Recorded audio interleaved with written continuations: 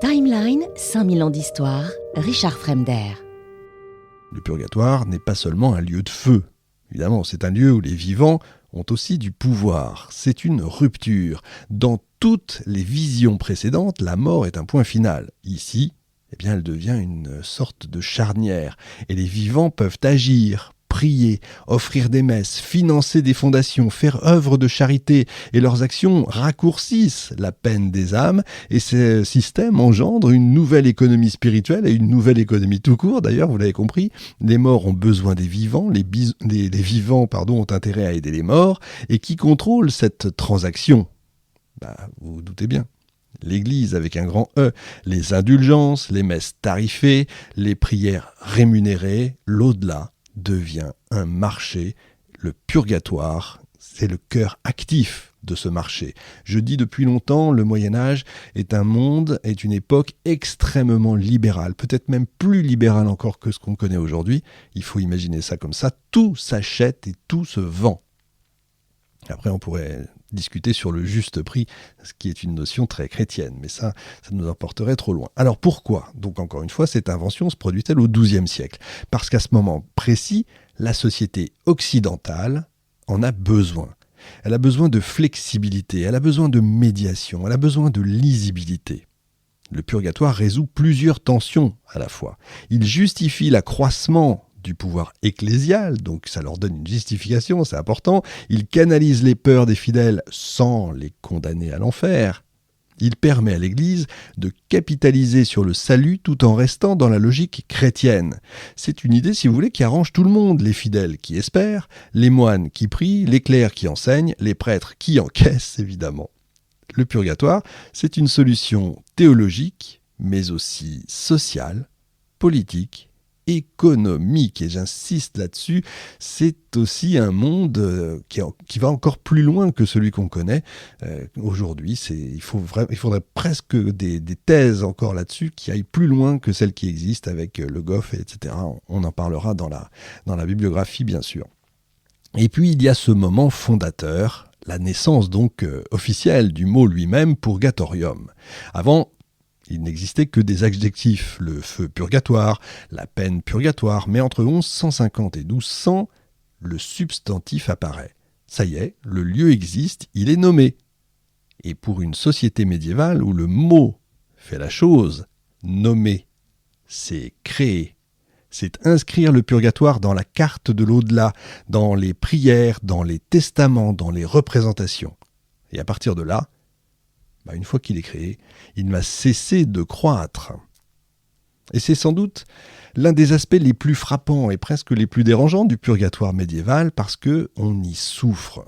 On y souffre vraiment, On y brûle, on y crie, on s'y tord dans les flammes, et pourtant on n'y est pas damné. Alors je dis on y brûle vraiment, on y souffre vraiment, évidemment je n'y suis pas allé, en tout cas j'ai pas de souvenir, c'est selon les textes, selon les images, tout ça on va y revenir. Ce feu du purgatoire n'est pas une punition définitive, encore une fois, j'insiste, ce n'est pas l'enfer, c'est un feu sacré, un feu qui purifie, un feu qui sauve. Mais pour comprendre comment ce feu a pu devenir crédible, et surtout accepté, légitimé, il faut d'abord en explorer la généalogie profonde.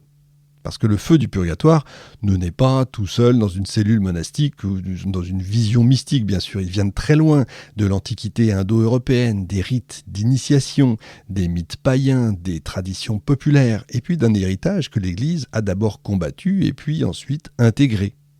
Le feu du purgatoire est un feu de passage. C'est pas un bûcher terminal, encore une fois, c'est une épreuve, une traversée. Les morts du purgatoire n'y restent pas, ils y avancent, étape par étape.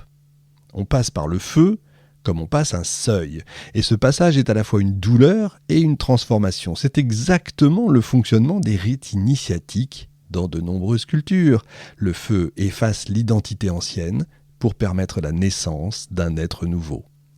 Chez les Celtes, les Germains, les Iraniens, on trouve cette logique d'un feu qui rajeunit, d'un feu qui purifie, qui reforme.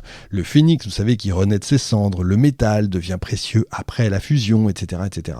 Et dans ce sens, le feu du purgatoire hérite d'une fonction très archaïque, celle d'un seuil entre deux états. Il transforme l'âme d'impur en apte au salut.